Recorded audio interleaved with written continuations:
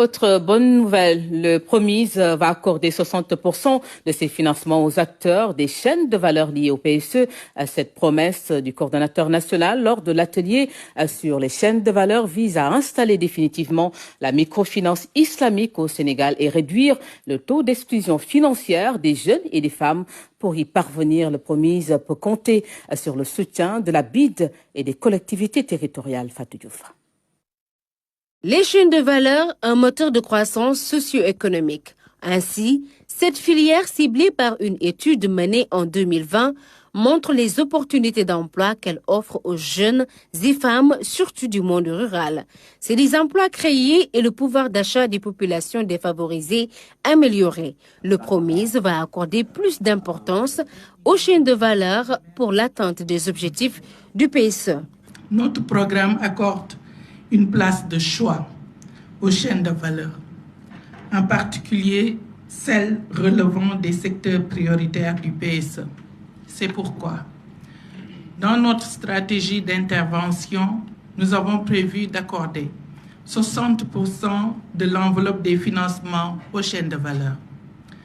Pour rappel, dans la perspective de mieux accompagner le financement des acteurs des chaînes de valeur, une mission avait été menée en 2020 en vue de produire des notes de synthèse sur 7 chaînes de valeur que sont le riz, le maïs, l'anacarde, la pêche artisanale, le bissap, le sel et l'élevage. Les partenaires financiers tels que la Banque islamique de développement et les collectivités territoriales adhèrent au projet.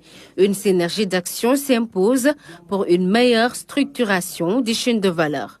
Un pas vers la lutte contre l'immigration clandestine des jeunes et des femmes. À l'endroit des acteurs des chaînes de valeur, notamment les jeunes et les femmes, tentés ces temps-ci par l'immigration clandestine.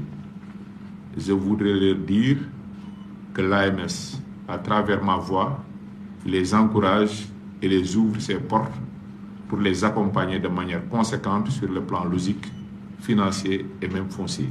On parle de l'élevage, on parle de la pêche artisanale, on parle du maïs, on parle du riz, on parle de l'anacarde et enfin on parle du bissap.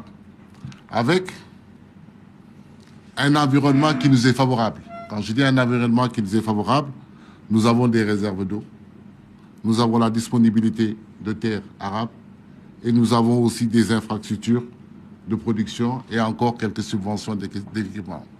Mais on est dans un environnement qui est confronté à des menaces, principalement le changement climatique. Et l'étude nous a montré qu'aujourd'hui, il y a des pistes, aussi bien pour la jeunesse que pour les acteurs par rapport aux chaînes de valeur là. Il y a des recommandations fortes qui sont ressorties, et dont j'ai fait mienne, telles que la structuration de ces chaînes de valeur. Au terme de cet atelier, le Promise va choisir quelques chaînes de valeur à accompagner. Il s'agira de travailler à l'amélioration, l'institutionnalisation et à la structuration de la demande de microfinancement islamique au Sénégal.